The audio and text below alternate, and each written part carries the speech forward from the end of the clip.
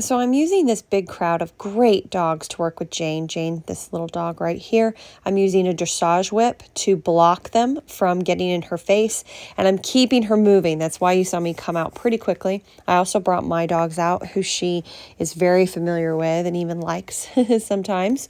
So, and she did gravitate to them a few times, so I was really happy that I brought them out. The main thing is I want to keep her moving. She reacts with a lot of pressure to her body or looking at her face. So my goal here is to really keep her moving and keep the dogs away from her face.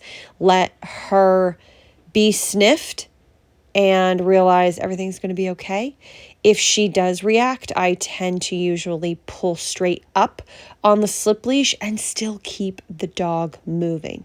Occasionally I might correct for it, but most of the time in this first initial exercise, till the dog gets comfortable with this, I don't. I just use, like right there, I just keep her moving with pressure. She was about to react, but she didn't. I was able to keep her moving quick enough.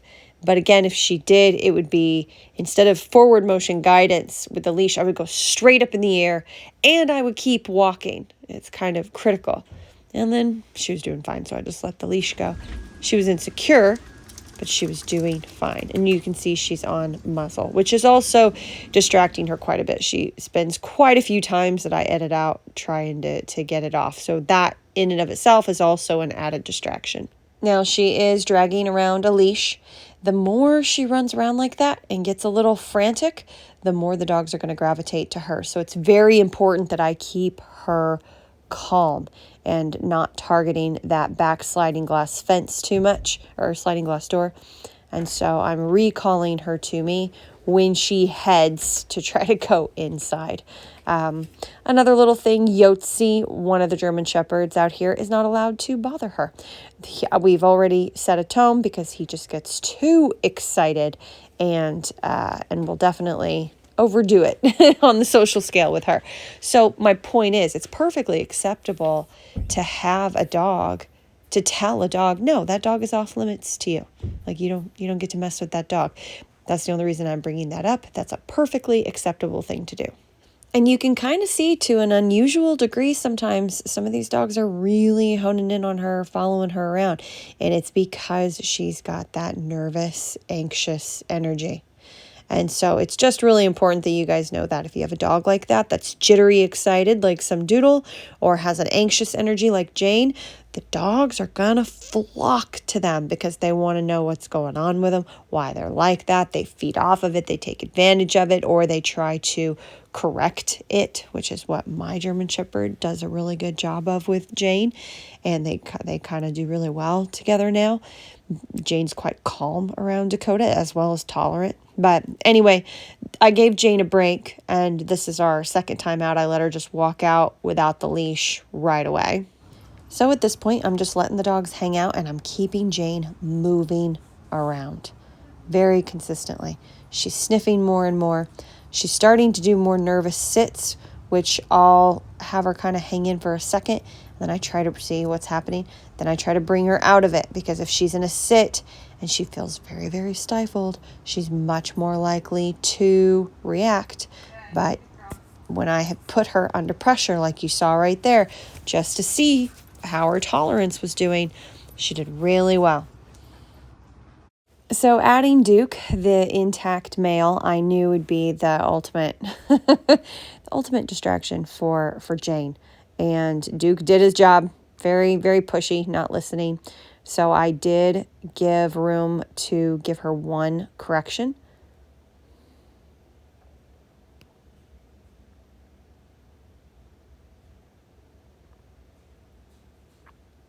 Instead of making Duke back up, I put a lot of pressure on her.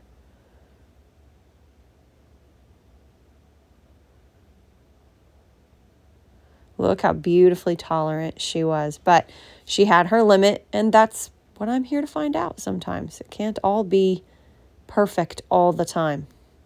So I'm the trainer, so I'm going to see what that looks like for the owner, get a feel for it, and see what works and what doesn't work. There it is. And then Duke was told to back off as well, because correcting a dog sometimes when they get jumpy or run away or make a noise, another dog can react to it. It's also important to note that wasn't a huge correction. I'm still Jane's really sensitive, so I'm able to work in lowest level possible to snap the dog out of it. So she was at a 15 for that. For a skateboard, she'd be at a 30, but for this kind of pressure she's feeling, woo, a 15 was more than enough to snap her out of the reaction. I just need to say something real quick.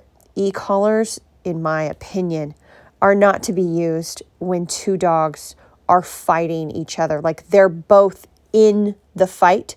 It's a bad idea. The e-collars can amp them up or cause the dog to react in a way.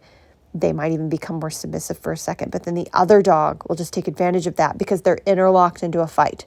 So e-collars are not used for two dogs that are actively fighting. To prevent a fight, to prevent escalation, to snap a dog out of it, as you could see right there, incredibly useful. And look, her and Dusty are walking together. Also very helpful for me to have that in the yard for Jane. And so good for her to see all this play, but none of it is directed at her. She gets in the middle of it sometimes, accidentally, but that's also a really good thing for her to just be around. Also, it was really important to make sure Duke got to interact with Jane again, and that I kept Duke in check so she didn't go over threshold. We already challenged her. She was in a bit of a setup, tested her tolerance. What does it take? What does it look like if she's told no? But then enough is enough. And that was me telling Duke to back off. And so, look, she got to have that good moment with Duke again. Or I should just say a moment that helps to sensitize her of his presence. Then she turned around and there was her friend Dusty. But all in all, I learned a lot, to be able to show the owner.